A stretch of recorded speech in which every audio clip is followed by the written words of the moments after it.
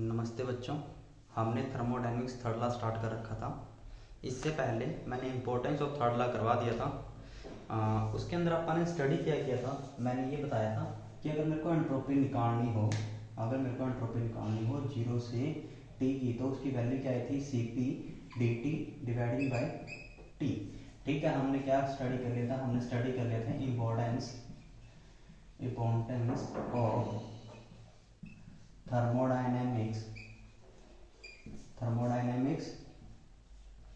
Third law. इसको हमने क्या कर लिया था, इसकी इंपॉर्टेंस को स्टडी कर रहे थे। मैंने ये बताया था कि अगर जीरो से लेके टी तक की एंट्रोपी निकालनी है तो D T dividing by T, और यहाँ से शायद आपको याद हो तो मैंने ऐसे लिखा था S T S zero. Absolute temperature zero पे एंट्रोपी जीरो होती है, इसलिए मैंने इसको क्या कर दिया था, हटा दिया था। तो हमारे यहाँ पे एंट्रोपी क्या आई थी, एस टी, या फिर टोटल एंट्रोपी है टेम्परेचर टी तक की एंट्रोपी कितनी थी, D T dividing by T. फिर आपको याद हो मैंने ग्राफ बनाया था, ग्राफ किसके बीच में था, heat capacity CP and LNT. फिर मैंने ये कहा था कि इस ग्राफ को एक्स्ट्रापोलेट करके हम जीरो तक भी एंट्रोपी कैलकुलेट कर सकते हैं, लेकिन बाय द ग्राफ हम कहां से कहां तक एंट्रोपी कैलकुलेट कर पा रहे थे, T1 से टी की, जीरो से T1 की एंट्रोपी हम कैलकुलेट नहीं कर पा रहे थे। उसके लिए फिर मैंने बताया था, हमने यूज किया था divide T cube law use किया था। ठीक है, थर्ड क्यूब लॉ या टी क्यूब लॉ यूज किया था। उसको यूज करने के बाद जो हमारी एंट्रोपी आई थी एस, जीरो से लेके टी तक T1 टेम्परेचर से होते हुए वो कितनी आई थी, जीरो से T1 की, तो हमने जो एंट्रोपी निकाली थी डिवाइड टी क्यूब लॉ का यूज करके, उसकी जो वैल्यू थी वो क्या आई थी, 1/3 Cp eight T1 means zero से लेके T1 की एंट्रोपी। ठीक है, उसके बाद T1 से T तक की एंट्रोपी कितनी थी, वही Cp dt dividing by T, या फिर Cp d ln T भी इसको लिख सकते हैं। इतना अपन ने पिछले लेक्चर में कर लिया था। ठीक है, अब मैं आज का जो मेरा टॉपिक है वो स्टार्ट करता हूं। मान लो मेरे को एंट्रोपी निकालनी है आज के रूम टेम्परेचर पे और किसी गैस की। ठीक है, मान लो मेरे को एंट्रोपी निकालनी किसकी, इसको एक बार रब कर देते हैं।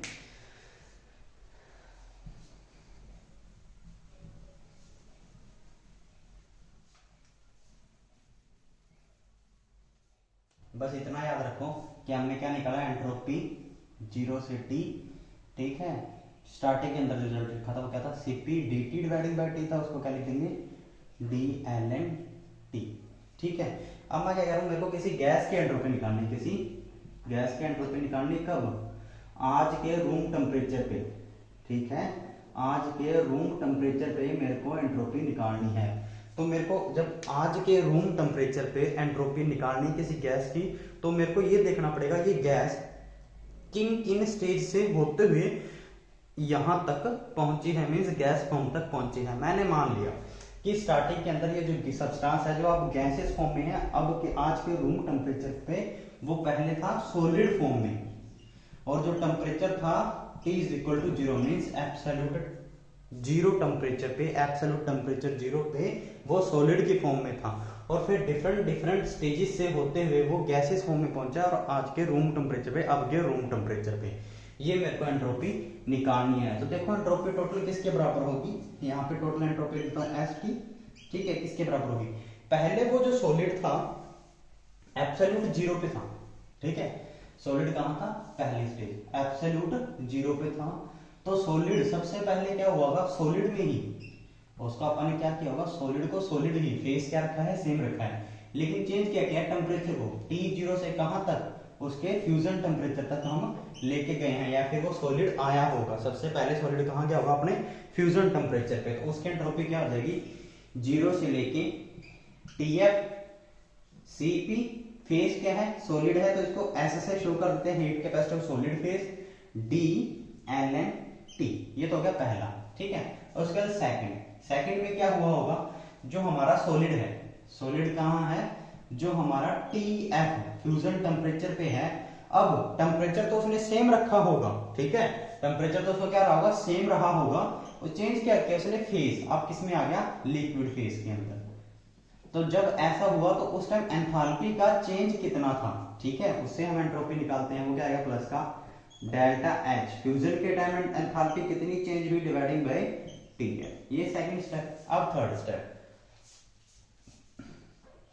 थर्ड में क्या हुआ होगा, वो लिक्विड है, वो जो लिक्विड है जिसका टेम्परेचर TF था, अब वो कहां गया होगा, अपने बॉइलिंग टेम्परेचर पे, ठीक है, और फेस क्या रखा होगा उसने, सेम रखा होगा, क्योंकि आपको बताया भी था मैंने क्लास के अंदर कि जब भी हम एंट्रोपी कैलकुलेट करते हैं सबसे पहले रिवर्सिबल के अंदर ही चेंज करते हैं, कि प्रोसेस अगर हमारा इरिवर्सिबल में है तो हम उसको रिवर्सिबल में चेंज करके उसकी एंट्रोपी कैलकुलेट करते हैं। इरिवर्सिबल प्रोसेस वो होते हैं जिनका फेस भी डिफरेंट हो और नीचे टेम्परेचर प्रेशर की कंडीशंस भी डिफरेंट हो।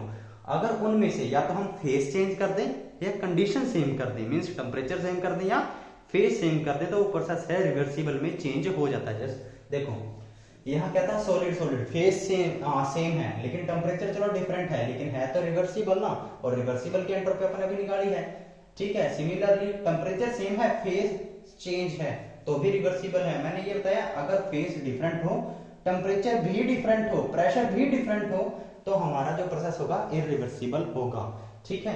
तो मैं सबसे पहले क्या कर रहा हूँ, सॉलिड जो एब्सोल्यूट जीरो पे था उसको फ्यूजन पे गया, ठीक है, फेस सेम रखा, एंट्रोपी कैलकुलेट कर ली, फिर मैंने फेस चेंज किया सॉलिड से लिक्विड पे, ठीक है, उस टाइम एंथैल्पी का चेंज कितना था वो लिख दिया और टेम्परेचर से डिवाइड उसकी एंट्रोपी कैलकुलेट। थर्ड स्टेप क्या है, लिक्विड अपने फ्यूजन टेम्परेचर से कहां जाएगा, अपने बॉइलिंग पॉइंट पे, ठीक है। अब फेस चेंज सेम है, टेम्परेचर चेंज है, तो एंट्रोपी क्या होगी, TF से TB, CP heat capacity, face क्या है लिक्विड, तो लिक्विड की DLN T, ठीक है। ये हो गया फर्स्ट, ये सेकंड, ये थर्ड। अब फोर्थ में क्या हुआ होगा, लिक्विड जो हमारा कहां था, हमारे जो लिक्विड अपने बॉइलिंग पॉइंट पे था, कहां गया होगा, वेपर फेस में या गैसियस फेस में, ठीक है। और टेम्परेचर क्या रहा होगा, सेम, क्योंकि याद रखें प्रोसेस मेरे को रिवर्सिबल ही रखने हैं, तो फेस मैंने चेंज किया है तो मेरे को टेम्परेचर सेम रखना है। तो यहाँ पे जो एंट्रोपी होगी, ये जब फेस चेंज हुआ उस टाइम एंथैल्पी का चेंज कितना था, प्लस में delta H we dividing by TV. अब जो लास्ट स्टेप है फिफ्थ, मैंने क्या कहा था, उस गैस की एंट्रोपी कैलकुलेट करनी है आज के टेम्परेचर पे, तो अपने बॉइलिंग पॉइंट पे तो पहुंच चुका है। अब गैस क्या होगी, अपने बॉइलिंग पॉइंट से कहां पहुंचेगी, हमारा रूम टेम्परेचर, रूम टेम्परेचर मैंने कितना मान लिया, मान लो T, TB से T, तो फिफ्थ यहां प्लस में TB से T, CP, फेस क्या है गैसियस, तो गैसियस फेस DLN T। ये टोटल एंट्रोपी कैलकुलेट कर लेंगे उस गैस की जो पहले सॉलिड में था, सब्सटेंस एब्सोल्यूट जीरो टेम्परेचर पे था और अब वो गैसियस फॉर्म में है और रूम टेम्परेचर पे है, तो उसने टोटल कितने एंट्रोपी का चेंज किया है वो हम ऐसे कैलकुलेट कर सकते हैं। अब एक बार ध्यान से सुनो मान लो मेरे को एंट्रोपी कैलकुलेट करनी है सॉलिड की आज के रूम टेम्परेचर पे इसी सब्सटेंस की, ठीक है। मैंने क्या कहा था, ये सब्सटेंस पहले गैसेस में था, मान रहा हूं सॉलिड में है, तो कितने एंट्रोपी चेंज हुई, वही किन स्टेजेस से हो क्या है, पहले सॉलिड था किस टेम्परेचर पे, एब्सोल्यूट जीरो पे, अब भी सॉलिड है लेकिन किस टेम्परेचर पे, टेम्परेचर T पे, तो एंट्रोपी क्या होगी, देखो अगर अकेला सॉलिड है, ध्यान से सुनो, अगर अकेला सॉलिड है तो एंट्रोपी क्या होगी, पहले कहां था, जीरो पे, एब्सोल्यूट जीरो पे, फेस क्या था सॉलिड, अब रूम टेम्परेचर पे, तो हमें इतना कुछ करने की जरूरत ही नहीं है, सिंपल, यहाँ जो TF है वो किसके बराबर हो जाएगा, हमारे रूम टेम्परेचर के, ठीक है।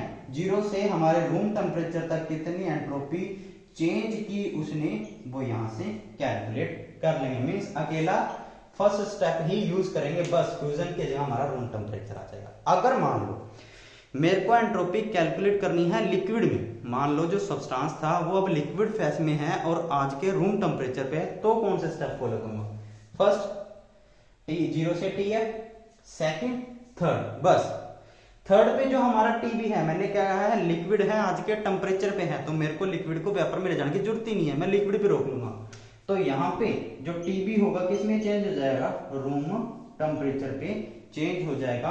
मींस अगर सॉलिड है तो मैं अकेला स्टेप 1 लगाऊंगा, अगर मेरे को लिक्विड की कैलकुलेट करनी है तो 1 2 3 लगाऊंगा, 3 स्टेप। अगर गैसेस में है तो सारी की सारी इक्वेशन सेम ऐसे ही लगेगी उस सब्सटेंस की एंट्रोपी कैलकुलेट करने के लिए।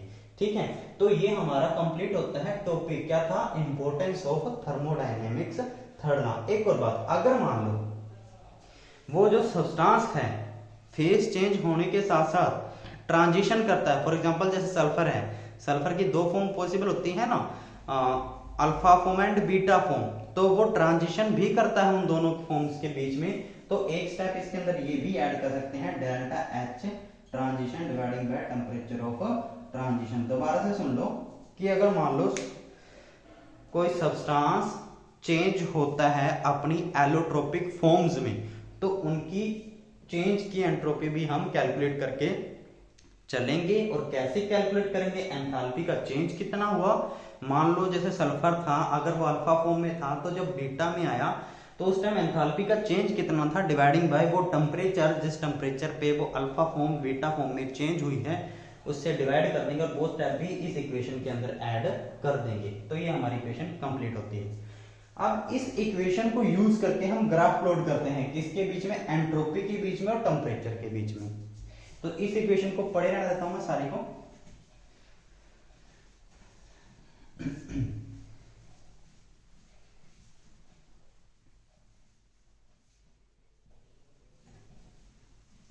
ग्राफ किसके बीच में प्लॉट करना है?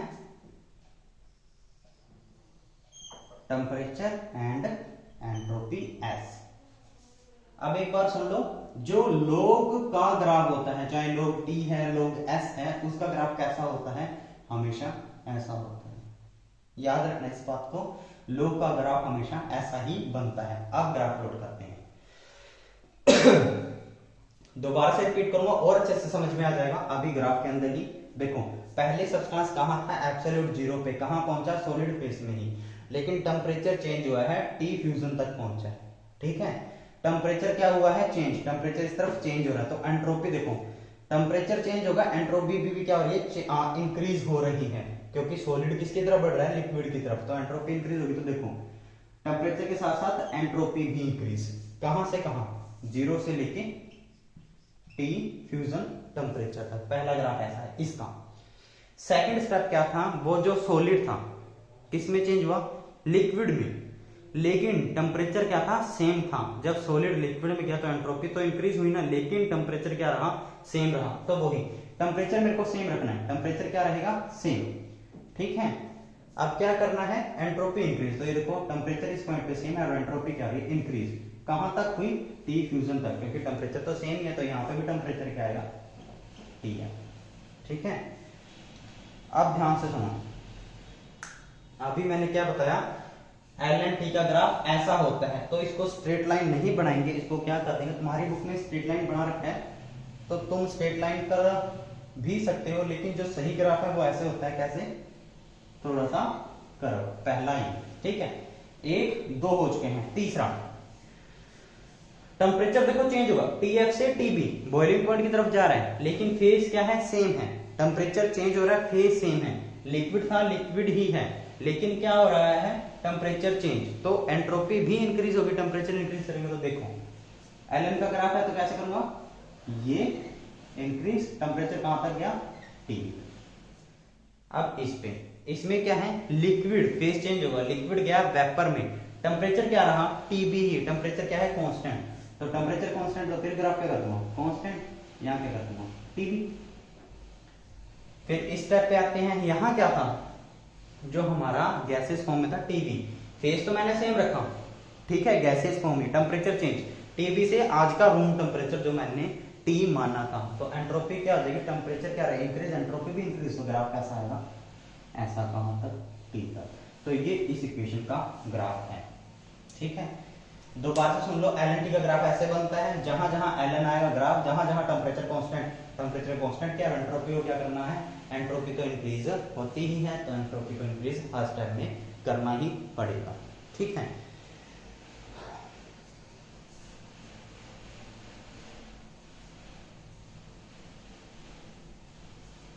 अब हमने क्या कर लिया है? थर्मोडायनेमिक्स थर्ड लॉ कर लिया। अब उसको प्रूफ करना है कि क्या जो थर्मोडायनेमिक्स थर्ड लॉ से हमने एंट्रोपी कैलकुलेट की है, क्या वो सही है, क्या उसकी वैल्यू सही आई है। मीन्स हमारा जो टॉपिक है वो क्या है, test of thermodynamics third law. क्या टॉपिक है हमारा, test of thermodynamics third law. इसको टेस्ट करना है कि क्या ये सही है। तो पहला किससे करेंगे, by comparing equilibrium, by comparing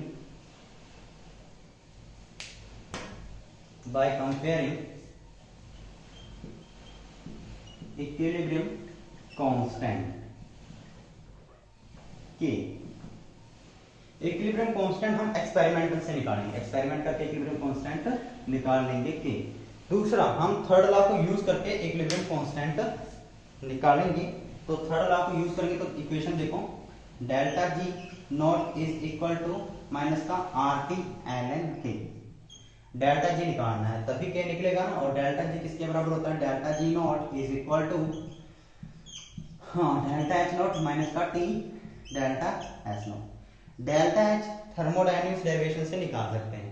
delta S कैसे निकलेगा, एस नॉट स्टैंडर्ड फॉर्म में प्रोडक्ट माइनस स्टैंडर्ड फॉर्म में reactant using thermodynamics third law. ठीक है, थर्ड लॉ को यूज कर लिया, एंट्रोपी निकाल ली, वैल्यू पुट कर दी, ये थर्मोडायनेमिक इक्वेशन से निकाल ली है, डेल्टा जी निकल गया है। डेल्टा जी को यहां पुट करूंगा और के की वैल्यू निकाल लूंगा। जो मैंने के की वैल्यू कैलकुलेट की है, जो मैंने के की वैल्यू कैलकुलेट की है इक्विलिब्रियम कांस्टेंट की, जो मैंने एक्सपेरिमेंट से निकाली थी, दोनों क्या आ रही थी, सेम आ रही थी। इट मींस जो हमारा थर्मोडायनेमिक्स थर्ड लॉ है वो सही था। तो पहला प्रूफ हो चुका है।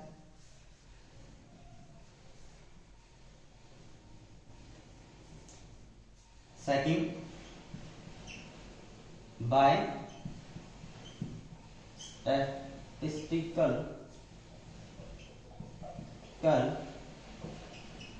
Mechanics,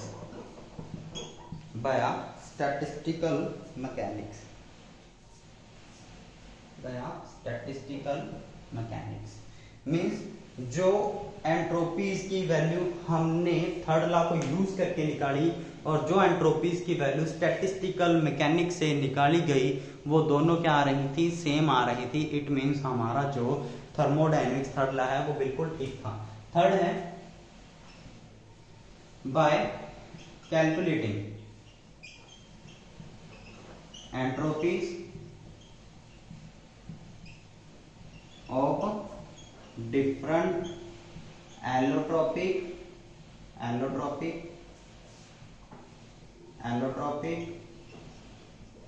forms at absolute temperature means T is equal to 0।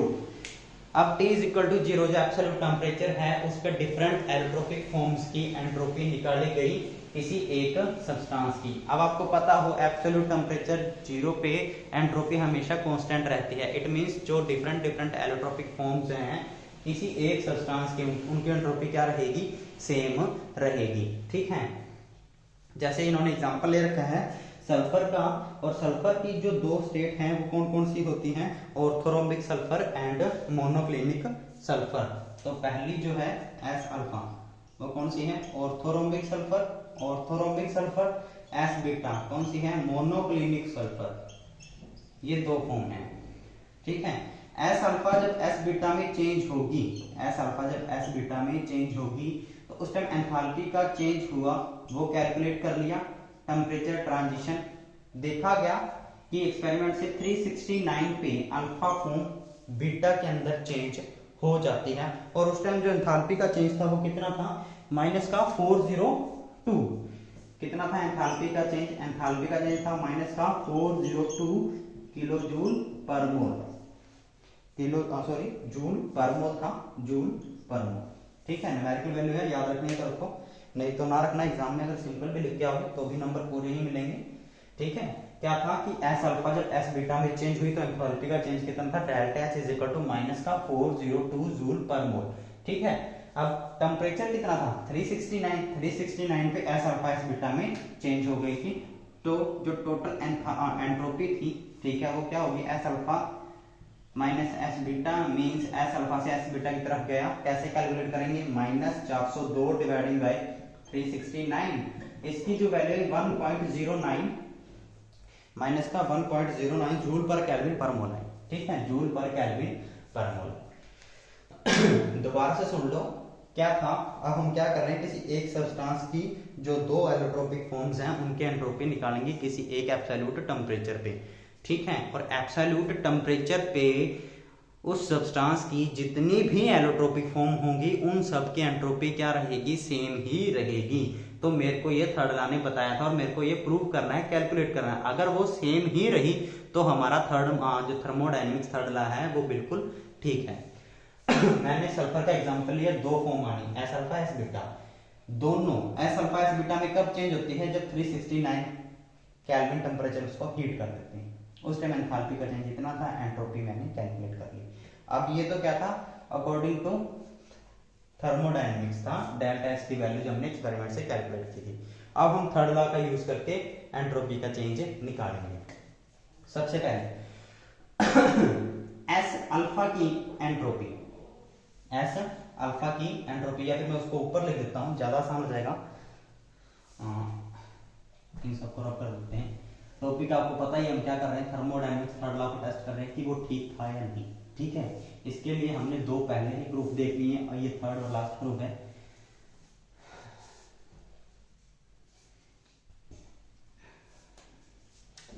S alpha is equal to temperature zero से कहां जाएगा, 369, क्योंकि 369 पे ही क्या हो रही थी, दोनों फॉर्म चेंज हो रही थी, अल्फा बीटा में और बीटा अल्फा में चेंज हो रही थी, ठीक है। तो एस अल्फा की एंट्रोपी कितनी होगी, एस नॉट अल्फा, जीरो पे एंट्रोपी, ठीक है, प्लस का क्योंकि स्टेट फंक्शन है तो स्टेट पे डिपेंड करेगा, पाथ पे नहीं करेगा। 369 पे एंट्रोपी कितनी थी, कैसे कैलकुलेट करेंगे, जीरो से लेकर या तो टी टेम्परेचर मान लो जहां पे ट्रांजिशन हुई वो हमें पता ही है, तो आप 369 लिख दो। कैसे कैलकुलेट करते हैं, CP D L N T, CP किसकी है, ये अल्फा फॉर्म की हीट कैपेसिटी है एट कांस्टेंट प्रेशर। तो इसकी जो वैल्यू थी वो वैल्यू क्या है इसकी, एस अल्फा प्लस का 37 जूल पर केल्विन पर मोल। सिमिलरली एस बीटा की entropy, S not beta plus का ट्रांजिशन टेम्परेचर वही जीरो से 369, ठीक है, entropy heat capacity eight constant pressure, CP किसकी, बीटा फॉर्म की, डी एल एन टी, इसकी जो वैल्यू आई थी वो पुट करते हैं, क्या थी इसकी वैल्यू, ये एस नोट है, S note alpha, S note beta plus 38 joule पर केल्विन पर मोल, 38 जूल पर केल्विन पर मोल, ठीक है। अब दोनों को माइनस करते हैं, चेंज देख लेते हैं, S alpha minus S beta is equal to S not alpha minus S not beta minus का 1 जूल पर केल्विन पर मोल। अब देखो इन दोनों को, ये भी क्या है, एंट्रोपी का चेंज है, और ये भी हमने क्या निकाला था, एंट्रोपी का चेंज निकाला। दोनों को कंपेयर कर देते हैं, इसको और उसको, ये थर्ड लॉ से निकाली है, ये सिंपल एक्सपेरिमेंट से एंथैल्पी का चेंज निकाला, उसको टेम्परेचर से क्या कर दिया, डिवाइड कर दिया, ठीक है। तो दोनों को जब कंपेयर करेंगे, देखो दोनों में कितना डिफरेंस आएगा, ये अगर ये दोनों सेम है तो ये भी सेम होगा, तो ये कितना आया, देखो S not alpha minus S not beta -1 is equal to -1.09, means लगभग सेम है, दोनों को कैंसिल कर देंगे तो क्या आ जाएगा, S not alpha is equal to S not beta at absolute temperature जो जीरो पे था, दोनों की एंट्रोपी क्या है, अल्फा फॉर्म की और बीटा फॉर्म की क्या है, सेम था। ये देखो एब्सोल्यूट टेम्परेचर जीरो पे एंट्रोपी अल्फा फॉर्म की S not alpha S not beta, transition temperature पे एंट्रोपी कैलकुलेट कर ली, ठीक है, दोनों का डिफरेंस देखा, चेंज देखा, कंपेयर किया एक्सपेरिमेंट डाटा से, देखा बिल्कुल सेम आई एट एब्सोल्यूट टेम्परेचर जीरो पे, दोनों की एंट्रोपी क्या थी, जो दोनों एलोट्रोपिक फॉर्म थी सेम थी। तो ये हमारा थर्ड प्रूफ हो गया कि थर्मोडायनेमिक्स थर्ड लॉ बिल्कुल ठीक था। अब लास्ट टॉपिक है इस चैप्टर का,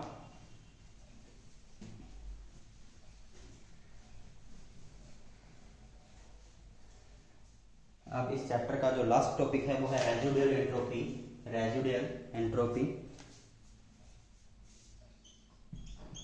रेजिडुअल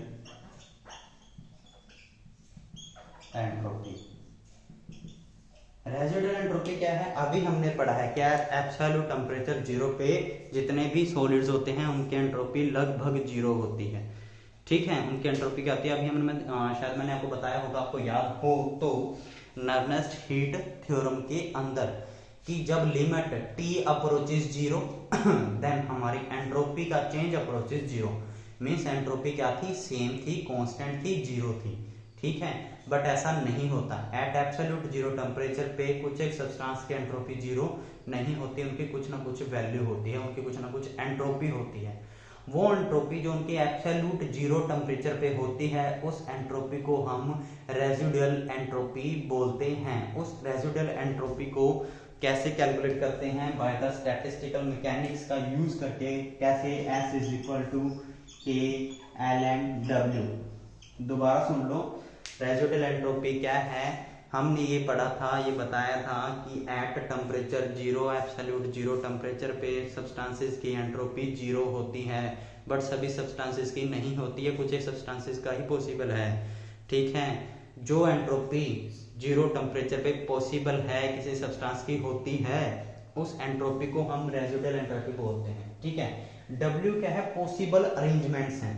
देखो, जैसे अगर आप CO का एग्जांपल लें तो CO की जो अरेंजमेंट कैसी रही होगी जीरो पे? CO CO CO CO CO CO CO CO CO CO CO and CO। Means perfect order रहा होगा अगर उसकी एंट्रोपी जीरो होगी एंड एब्सोल्यूट टेम्परेचर जीरो पे। पर ऐसा नहीं होता, परफेक्ट ऑर्डर नहीं होता। क्या होता है? चेंजेस होते हैं, OC। इन चेंजेस के कारण उसकी एंट्रोपी जीरो ना होकर कुछ ना कुछ वैल्यू शो करते हैं, और उस वैल्यू को हम क्या बोलते हैं? उस एंट्रोपी को हम क्या बोलते हैं? रेजिडुअल एंट्रोपी बोलते हैं। ठीक है, अब देखो, एक CO मॉलिक्यूल की कितनी अरेंजमेंट पॉसिबल है? दो। CO या OC, दो अरेंजमेंट पॉसिबल है। तो W की वैल्यू क्या होगी? देखो, K ln 2। लेकिन कितने मॉलिक्यूल्स हैं? N मान लिए मैंने, N। दोबारा से सुन लो, CO की कितनी पॉसिबल अरेंजमेंट है? CO एंड OC दो पॉसिबल है। W की वैल्यू 2 की पावर n क्यों किया? क्योंकि n नंबर ऑफ मॉलिक्यूल्स हैं। ठीक है, इसलिए पावर n कर दे, जिनकी दो ओरिएंटेशन पॉसिबल है, OC एंड CO। n को आगे ले आएंगे, क्या बन जाएगा? K n ln 2। K n को क्या लिख सकते हैं? R ln 2। ठीक है, R की वैल्यू हमने पढ़ी हुई है, क्या की? 8.314 जूल पर केल्विन पर मोल।